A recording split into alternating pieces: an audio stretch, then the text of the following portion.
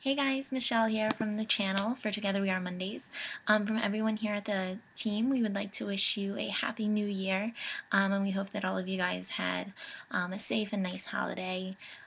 So this video is actually going to be finishing last week's topic of the week, which was the New Year's resolutions and goals, and then what we've gained from the Together We Are content. And also it'll be introducing the new topic of the week, which is just a little introduction about ourselves, because as you guys know, the auditions just ended and we have 3 new members coming to the team. So we're really excited to have them as a part of our weekly group, and definitely we want to have them be able to tell them a little bit about themselves so that you know who they are. Okay, so going back to last week, Anna Girl and Beth had thrown out the idea of New Year's resolutions and goals, and she had been talking about making positive goals pro recovery and recognizing that maybe you don't achieve it exactly, but if you're in the right step of those goals, that's something to applaud yourself for. I think that definitely some of my goals are they're pro recovery. I don't have any anti recovery goals in my mind right now, but definitely just being able to work more with my therapist and um, being able to go to my friends more often. I really want to be able to turn to them and have that support stronger. So I'm definitely looking forward to developing that in the new year. Other New Year's resolutions, just random. I am looking on improving my French, and also I'm going, as you guys might know, I don't know, I'm going to Europe in the springtime, and my sister is a German major, and I'm going to Germany, so she's going to teach me some German, so I have that to look forward to as well. Yeah, I think that the main thing though would be the recovery stuff and just wanting, as I said, working for more support, but also I want to dedicate myself a little more because I feel that in the beginning of my recovery it was kind of I don't really want to work on things. I just want to go to therapy and not really do any of the hard work. But I'm recognizing that I have a lot of stuff that I need to deal with, and definitely that's coming up now, and so it's just allowing access to that. So allowing myself to be open with my therapist would probably be the biggest thing. Moving on to the question of the week, it was, what has been the most valuable video and or tool you've actually implemented from the Together We Are content? I think that just overall, everything that we have said has been so touching and so awesome. I know that, I think it was maybe a week or 2 weeks ago, Hungry Hearts did a video, Susie, for Together We Are Saturdays.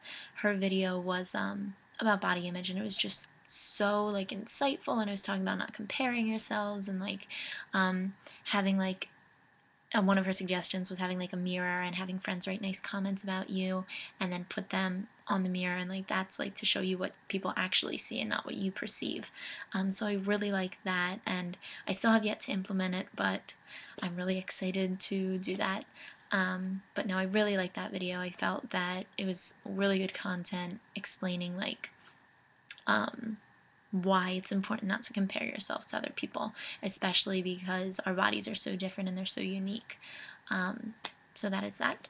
And as I said, the new topic of the week was chosen by me. It is, just tell us a little bit about yourself, what your eating disorder journey has been, basically. So I guess to start off, obviously it's very complex and I'm not going into every detail, but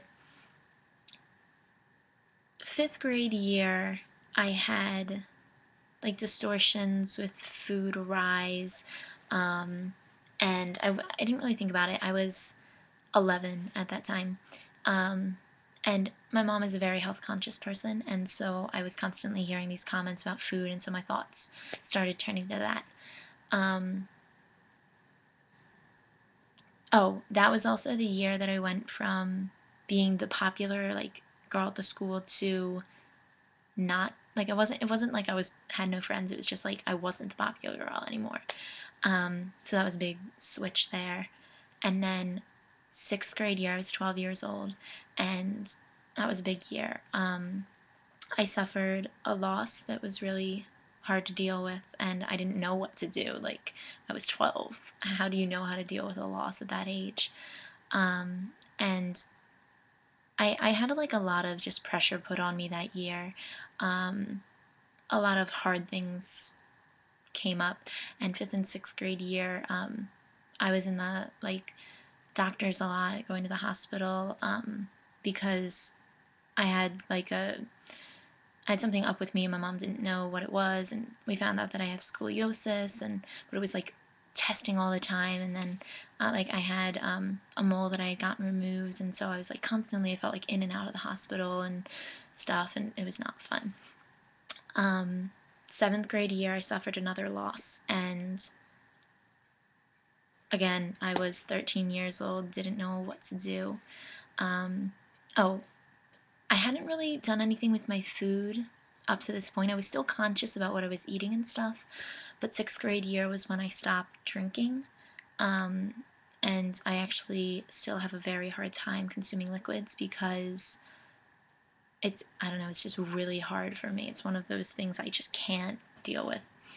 But, so that happened, and eighth grade year was when I was going, okay, I was looking at high schools. I was not going to where everyone else was going. I was branching out, totally new school, like unheard of to my family, you know. And like I did cheerleading for 4 years. That was ending. My school that I go to now does not have cheerleading, and that was like a big part of my life.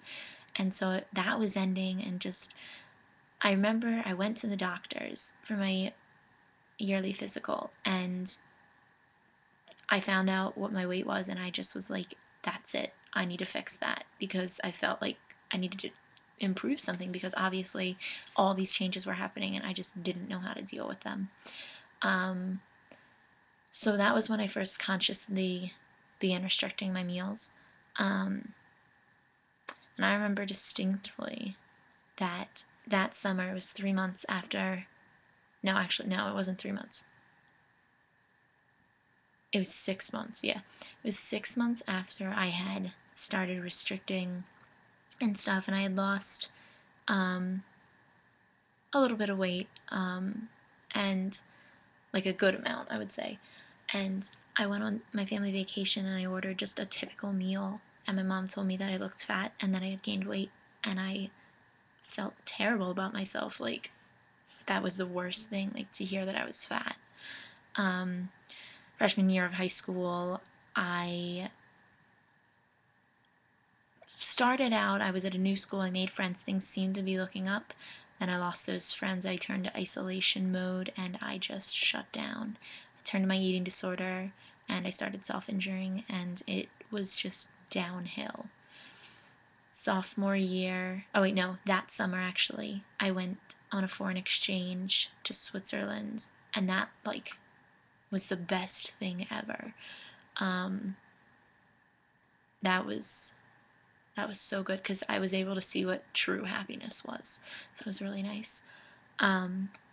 Sophomore year of high school, I went to my guidance counselor for help. And during all of this, I was just so immersed in my eating disorder that I could not physically function. I look back now and I'm thinking, like, how did I go through a day? Like, I was like so out of it, you know? Like, I wouldn't be able to focus on anything. I was missing class all the time, like, and then my parents just didn't think anything was up. But yeah, and then how my recovery worked was I went and I saw my counselor, and then I got my school counselor, and then I got a therapist. This is a long video. And I started weekly therapy, and then I I had like a relapse, and I could not go to the cafeteria to eat because it was just too overwhelming. And so for three November, December, yeah, 3 months, I ate every single day in the guidance center at my school. And then the semester changed, and I started to go to the cafeteria, and I would only have one day back in the guidance center as like my support day, you know. And then closer to the end of the year, it was getting more to every day back in there, or like I would run quickly to the cafeteria, be done eating in like 2 minutes, not even kidding, and run there like so that I could just hide. Like it was my little sanctuary.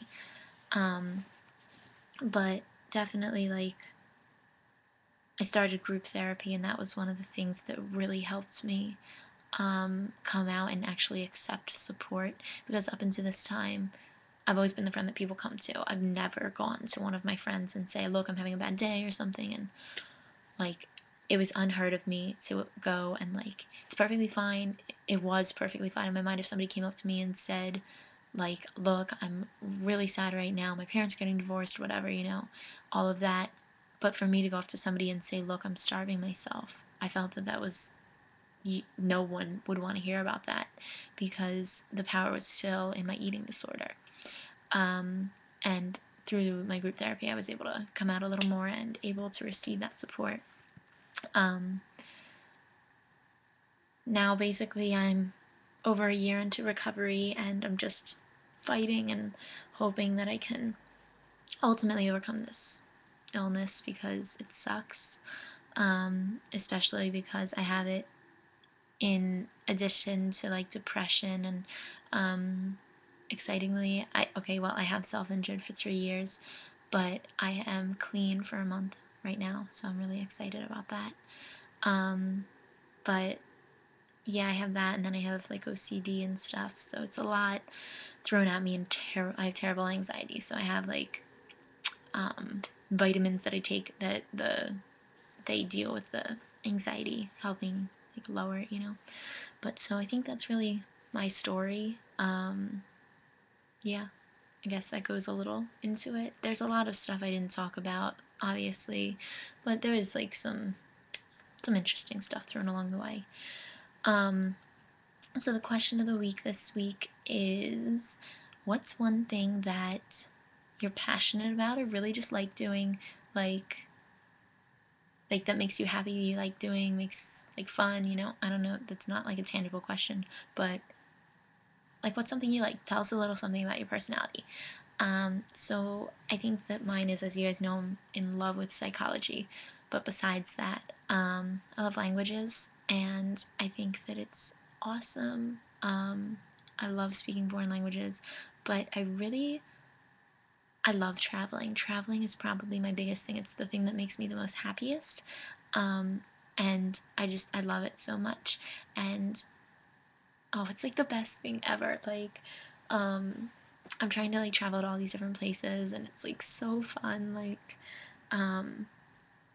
as a to date, I have been to 11 different countries, and I'm going to 4 more in the springtime. And I'm just really excited, because like traveling is like the best thing in my mind, and it's like difficult because like the trip I'm going on in the springtime, I'm funding myself, so I have to raise like $3,300. So that's not the fun part, but it is fun that I get to go, and I'm gonna have so much fun there. So definitely something to enjoy. So I guess that's it for this video, guys. Looking forward to hearing of the new members and a little bit about them and their stories. So, yep. Okay, Happy New Year again, guys, and I will talk to you soon. Bye.